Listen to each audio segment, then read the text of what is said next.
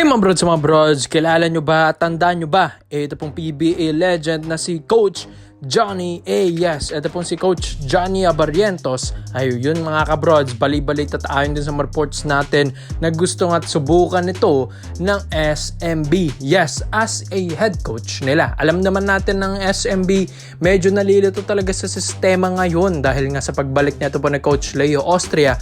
Ano nangyari? Early exit, early Boracay ang nangyari sa SMB. Ito nga, gusto nilang masubukan na ito pong si Coach Johnny A. Yes, malay natin, siya nang magbago dito sa SMB. Alam din naman natin na isa ito sa mga magiting na player dito dati sa PBA. Well, 12-time PBA champion lang naman ito as a player. Tapos naging MVP rin ng PBA taong 1996 and best player of the conference taong 1997. Commissioner Cup. Well, alam din naman natin na may dalawang PBA Finals MVP ito, 1996 to 1997. So, mga kabrods, and pasok ito sa 40 greatest players dito of all time sa PBA. So, as a player, meron na talaga itong experience paano magkampiyon. Biruin nyo, 12 beses ba naman na naging champion ito sa PBA, 12-time PBA champion, ito pong si Coach Johnny Abarrientos. Kapag champion siya dyan sa Alaska Aces, Pop-Cola Panthers, Coca-Cola Tigers, Barangay Ginebra, taong 1993 to 2010. Ito pong career nito po ni Coach Johnny Abarrientos sa PBA. Pero as a coach naman mga kabrods, naging assistant ito ng Barangay Ginebra Kings taong 2007 to 2011. Biruin nyo yan, assistant coach siya dyan. Tapos kinuha siya sa UAAP ng FEU as an assistant coach noong 2011. Tapos 2011 pataas, puro Magnolia Hotshots na mga kabrods. Pero as an assistant coach, dito siya nakapag-kampiyon sa Pure Foods franchise. Sa Magnolia, 6-time PBA champion as an assistant coach. Ito pong si Coach Johnny A. Ang kanilang head coach dyan, walang iba, si Coach Tim Cone. Alam naman natin yung kakayahan ng isang Coach Tim Cone. Kaya ito, na-adapt ni Coach Johnny Abarrientos. Kaya nga diba sa Magnolia, kahit anong line-up pa yan, halos parang nagiging okay pa rin naman sila every season. And yun, nakakapasok lagi ng playoffs kahit hindi ito nabibigyan ng magagandang players. Dahil syempre, sa assistant coach pa lang, Coach Johnny Abarrientos and Coach Chito Victolero, makikita mo, talagang anlaking tulong ng Coach Johnny A dyan. Kaya ito, pag ito ay nakuha ng SMB, mga kabrods, at ito, first time ito if ever na maging head coach siya, alam ko nga kayang-kaya ito ni Coach Johnny Abarrientos. Dahil hindi lang naman ito coach sa kanyang buong career, naging player rin naman at naging legendary ito ng PBA. Kaya na-adapt niya ito sa coaching style niya, mga kabrod. Sa SMB, alam ko nga pwede niya itong mamando ng maayos. Halos parehas lang din naman sila ng playing style ni Coach Tim Cone pag siya ay maging coach ng SMB. Biro niya, ilang taon ba naman itong nahawakan din ni Coach Tim as an assistant coach sa San Mig Coffee Mixers. Kaya ito, ang dami ng knowledge na ito po ni Coach Johnny A dyan. Kaya ito, pwede mo itong kunin as an SMB head coach, mga kabrods. Malay natin, mag-work. And di rin naman basta-bastang player ito pong si Coach Johnny Abarrientos dati. Legendary player. And syempre, magaling itong mag-play. Dahil syempre, one of the best point guard ito ng PBA. Kaya alam na alam niya kung paano magmando ng players, kung paano pumasa, at kung paano manalo ng kampyonato ng ilang beses pa, mga kabrods. Alam naman natin si Coach Johnny A, mentality nito ay ayaw na ayaw talagang matalo, mga kabrods. Kaya sa Magnolia nga pilit niya talagang gustong kumuha ng superstar pero hindi nga lang siya napapaboran ng SMC Group. Kaya ikaw mga brods, Coach Johnny Abarrientos, mahawakan ng SMB, lalakas ba ang Beermen dito?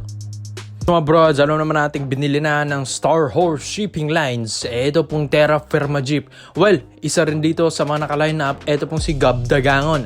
Yes, ang 6'2" shooting guard ng Star Shipping Lines nakakapirma lang nung January na bago nilang winelcome ito pong si Gab Dagangon. At syempre, ito pong lineup ng Star Shipping Lines, alam natin na ito pa rin yung magiging lineup sa papasok nila sa PBA. Alam naman natin yung mga ibang Terra Firma Jeep lineup dyan, may ilang kukunin sila dyan, mga star players dyan ng Jeep, mga kabrods. Katulad siguro ni na Terence Romeo. Pero ito pong si Gab Dagangon na former champion din ng MPBL sa Davao Cubao mga kabrods, tapos former NCAA player ng Perpetual Help, papasok na ng PBA. Syempre hindi nila aalisin ito pong Star Shipping Lines, hindi talaga nila aalisin ito pong shooting guard nila dahil ito talaga yung mga nagiging key player nila na katulad ni Gab Dagangon. 27 to 28 years old na ito pong si Gab Dagangon at ito yung nakasabayan ni Scottie Thompson sa Perpetual Altas sa NCAA. Kaya mga kabrods, merong reports and rumors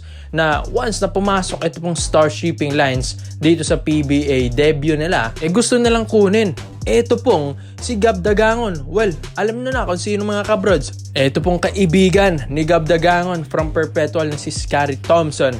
Syempre, i-refer na ito sa Barangay Ginebra San Miguel. Katulad na lang ng ginawa niya kay Jetroy Rosario na siya rin ang nag-refer at pinilit niya si Jetroy na sumanib pwersa dito sa Ginebra at yun, nangyari talaga mga kabrods. Ganon din si Gab Dagangon na alam naman nating marami na rin itong naging kaibigan dyan sa PBA katulad ni na Gio Halalon and Scottie Thompson.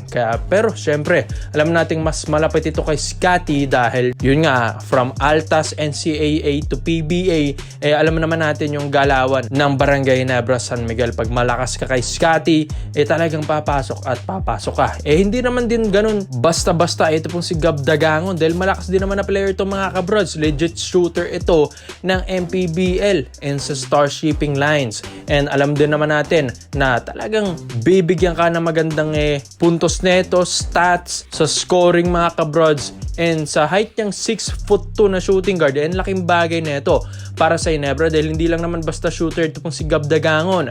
Meron din naman itong footwork din sa ilalim, mataas din tumalon, athletic din ito pong player na ito, and former superstar rin ng Perpetual ito mga kabrods. Sayang nga lang hindi ito nakatungtong ng PBA at hindi nila na-explore pa yung draft dahil ito pong si Gab Dagangon isa talaga ito sa pwedeng maging superstar ng PBA dati. Kaso, na-snub nga lang siya sa draft that time mga kabrod. Sayang na sayang. Pero, tignan nyo sa MPBL. Ang ganda ng pinapakita niya doon mga kabrods. Kaya ilang beses na rin ito nagiging best player sa kanyang kupunan. At ito, sakto. Kakakuha lang sa kanya ng Star Shipping Lines. Tapos, sakto rin napapasok ang Star Shipping Lines dito sa PBA. Ito pong Basilan team na ito. Alam din naman natin na hindi basta-basta ito pong owner ng Star Shipping Lines, kaya alam naman natin na lalaban ito sa PBA nang hindi sila magiging farm team dito mga kabrods. Pero kung si Gab Dagangon ang kukunin nito ng Ginebra, siguro nga bago pumasok pang Star Shipping Lines, kakausapin na nilang agent nito po ni Gab Dagangon at kakausapin nito ni Scottie dahil pwede nilang kunin ito from undrafted mga kabrods. Gaya na lang ng ginawa ng TNT na kinuha din nila sa Perpetual Altas na Jello Razon, di ba? Parang ganyan lang din mga brods. Kumbaga parang hugot undrafted ang mangyayari dito dahil alam din naman ng Ginebra yung kakayan ng isang Gab Dagangon ay hindi rin basta-basta. Shooter, yan ang kailangan at gustong-gusto ni Coach Tim Cone. Kaya komento mo lang nga mo dito mga brods. Gab Dagangon to PBA to Barangay Ginebra San Miguel. Bagay ba siya dito? Salamat po sa panonood mga brods. This is Phil Basketball. Yun lang. I'm out.